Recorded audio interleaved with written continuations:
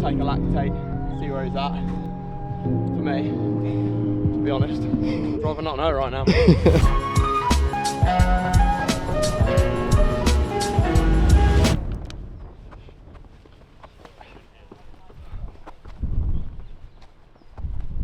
Yeah, not too bad, not too bad. I think we're getting there. Past couple of days, things have started to click back into place.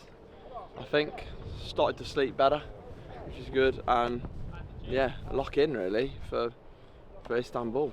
Nice. Can you explain to us what is Istanbul? What are we doing? Where are you at? You're two weekends removed now from Sound. Yeah. And what was the plan kind of going into that?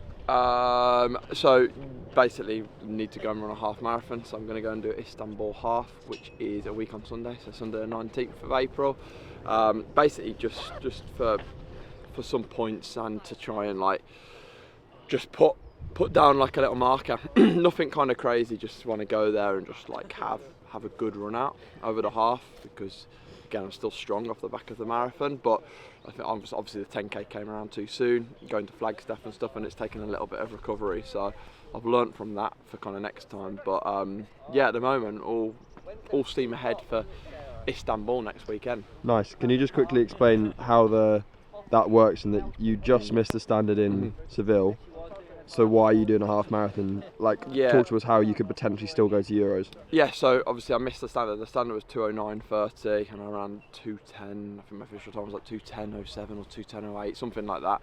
And yeah, you can still be selected based on rankings, so you have to be within like a quota where essentially like European Athletics take a score point from your best marathon time and they will rank that based on a score. So 2:10 might score me whatever points it'll be, and then you get your half marathon score, and the points score get put together to give you an average, and that then ranks you in Europe, which then helps when it comes to kind of like selection, and it basically comes down to a panel. But again, that all depends on how things go in London for people. If people will run the time in London, then it is what it is. They'll pick those guys for European champs. But at the moment, you know, there's like I think 4 stages of selection, and towards the back end of the selection, it's based on rankings and stuff. So at the moment, I'm just trying to move my points up to be in a better position for selection, because like, look, ultimately I want to make the team for European champs. I want to run in the marathon. I think that's where my future's kind of going, and I think I'm going to be a good championship marathon racer. So yeah, that's where I want to start, especially being in the home city, you know.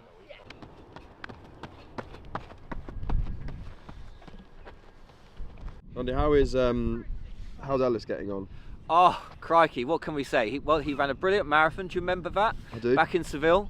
And like with anything, when you have your first marathon, it's all about the recovery. And because it's our first marathon, it's just learning how that recovery is going. So we gave him a few weeks off. We ended up going out into Flagstaff, where he started to come together really well, if I'm honest.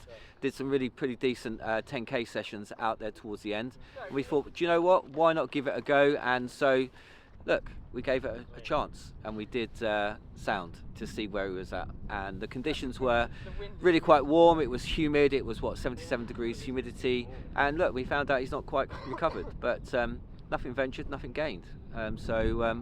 Yeah, I'd say today, this week, is where I want him for the Istanbul half marathon, which is coming up. So yeah, we're in a good place. Yeah, no. What are you doing this morning now? 2 sets of 10x400, looking for, I mean, kind of, to be honest, like somewhat controlled, but I think we're going to go like sort of 68s down to probably no faster than 66s really. I mean, it wouldn't surprise me, first set we go 68s, second set we go 66s, but yeah, fairly controlled. The harder session was on Wednesday, because we like to attack a session sort of more like 10 days out than a week, and the race is a week tomorrow. So yeah, today keeping a lid on things, but just like ticking over. That'll be good. What? So 2 sets of 10-4s off. Static. The wind, Ellis.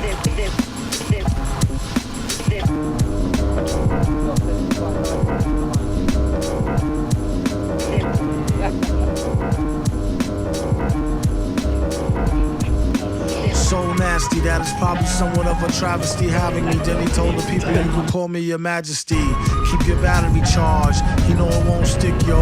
And it's not his fault you kick slow. Should've let your trick hold your sick glow. Plus nobody couldn't do nothing once he let the brick go. And you know I know that's a bunch of snow. The beat is so butter. Peep the slow cutter as he utter the calm flow. Don't talk about my moms, yo. Sometimes he rhyme quick, sometimes he rhyme slow, or vice versa. Whip up a slice of nice verse pie, hit it on the first try. Villain, the worst guy. Spot hot tracks like spot a pair of fat asses. Shots of the scotch from out the square shot glasses. And he won't stop till he got the masses. And show them what they know not through flows of hot molasses. Do it like the robot to headspin to boogaloo. Took a few minutes to convince the average boogaboo. It's ugly, like look at you, it's a damn shame. Just remember all caps when you spell the man name.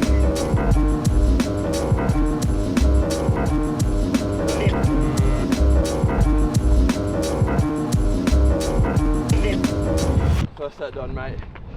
Pretty good. Probably average like 68 low. Yeah, feels alright. Scott's going to take a lactate, see where he's at. For me, to be honest, I'd rather not know right now. And you know it like a poet, like baby doll. I bet she tried to say she gave me her all. She played ball. All bets off, the villain got the dice rigged. And they say he accosted the man with the sliced wig. Allegedly, the investigation is still ongoing. In this pesky nation, he got the best con flowing. The pot doubles, now they really got troubles. Madman never go like snot bubbles.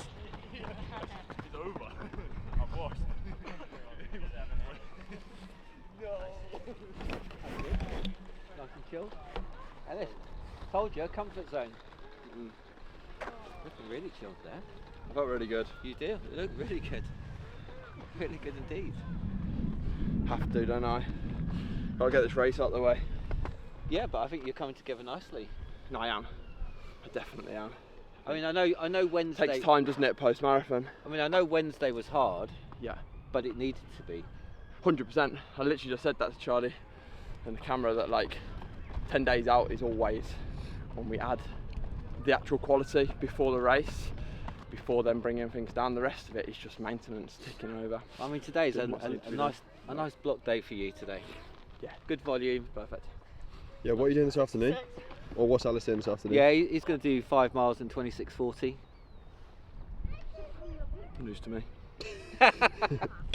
And Ellis, what's the plan in Istanbul? Like, what are you? You need to kind of put something on the board. So how are you kind of looking at it, saying like you need to run quick, but obviously you don't want to risk. Yeah, I almost like don't need to go too quick, to be honest. Like I need to go quick enough to just like move me up the rankings. Obviously, like I was really pleased with Seville. Put down a good enough marker that gave me good points for the rankings, but you know I need to just do something that brings the average of my points score up, because at the moment my average, well, my half marathon is still from Valencia, where I was injured throughout the whole camp leading into it, and I mean probably shouldn't have raced, but I just kind of went down there with the team and round and had to walk and stuff. But yeah, as soon as we can just put down this marker, and honestly I'd rather not have to go to Istanbul for it, I can't lie, but it's the only option. And with the turnaround, obviously we decided to squeeze and have a go for the turnaround for Sound 10k. Didn't work out, so we're left with this option, so to Istanbul we go. Nice. And last question, like in flag, you put a good little block together. Yeah, for and sure. then also put yourself out there. Job, mate. Nice one, mate. Put yourself out there with going up to the race and wanting to give Sound a go. Do you regret? Like, how do you deal with that, putting yourself out there online of like saying you're going to do something and then obviously, you know, but deep down you maybe knew it was a bit too soon. Like, what's your thoughts on that? I think, like, look, at this level, especially when you're wanting to compete at the very top against the best guys, quite literally in the world. I mean, like that 10k is the fastest 10k in the world. There's always a risk involved, and at the end of the day, like, it is my job. It's my job to go out there and try and perform. And at the end of the day, like, I'm a competitor. I want to compete on the biggest stages. I want to be the best athlete I can be, and I love racing. And obviously, we felt like it was always going to be tight with the turnaround, but we thought it might be possible. And opportunities, you know, especially in the 10k, are like few and far between. Really, you just don't get that many of them. So I thought I'd go have a swing, and people will have their opinions on it. I've explained, you know, the reason why I stepped off is because I was just going to be doing more and more damage, which would have been unnecessary, and to be honest, would have probably hindered Istanbul. In fact, I know it would have hindered Istanbul. So we have to make sensible decisions in this sport, and obviously you've got to remember, I think about this sport 24/7, day in, day out, of what do I need to do, what should I be doing, and where are we going. Just remember all caps when you spell the man name.